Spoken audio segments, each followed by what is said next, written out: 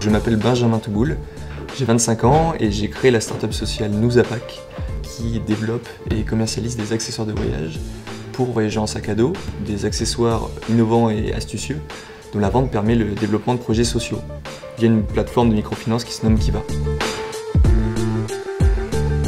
Les prochains challenges pour Nuzapak, ça va être à la fois le développement d'un réseau de revendeurs, c'est-à-dire ne plus commercialiser mes produits uniquement via mon site internet, mais trouver des boutiques physiques ou des marketplaces qui vont revendre les produits Nuzapak. Et ça va être évidemment en parallèle le développement de nouveaux produits.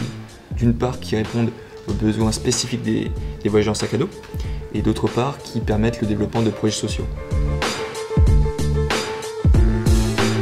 Le site Nuzapak est divisé en deux parties. Une partie shop sur laquelle vous pouvez trouver la housse de rangement, le sac Gilly, le hamac de voyage, les gourdes filtrantes, les t-shirts IconSpeak, et d'autre part une partie non marchande sur laquelle j'ai essayé de développer des services destinés aux voyageurs en sac à dos afin de faciliter leur voyage.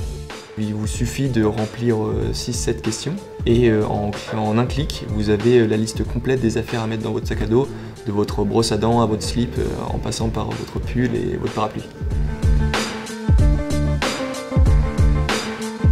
C'est d'une part un lieu de travail, parce que c'est bête, mais lorsqu'on est seul et qu'on doit travailler chez soi, c'est difficile de se motiver tous les jours, parce qu'on est seul, on n'a personne avec qui discuter.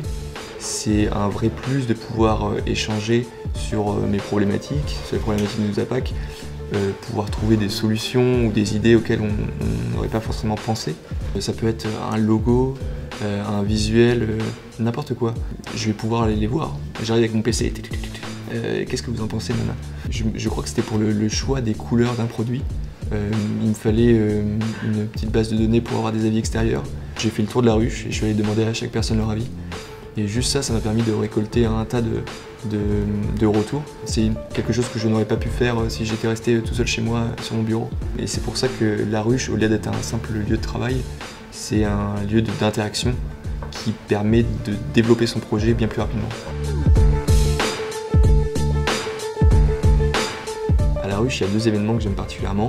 D'une part, c'est le buzz du vendredi, parce que c'est un moment où on peut rencontrer des personnes extérieures à la ruche, donc ça permet d'élargir encore plus le cercle de potentielles personnes avec qui échanger des idées ou recevoir des retours. Le second événement que je garde en tête, c'est le repas de Noël. C'est vraiment un repas de famille où chacun va apporter à manger, à boire. Et c'était un vrai moment de convivialité qui représentait bien l'esprit de la ruche, au-delà du simple lieu de travail, un vrai lieu de vie. Et je pense que c'est ce genre d'événement qui permet de rassembler les personnes, rassembler les membres de la ruche et faire de la ruche ce qu'elle est aujourd'hui.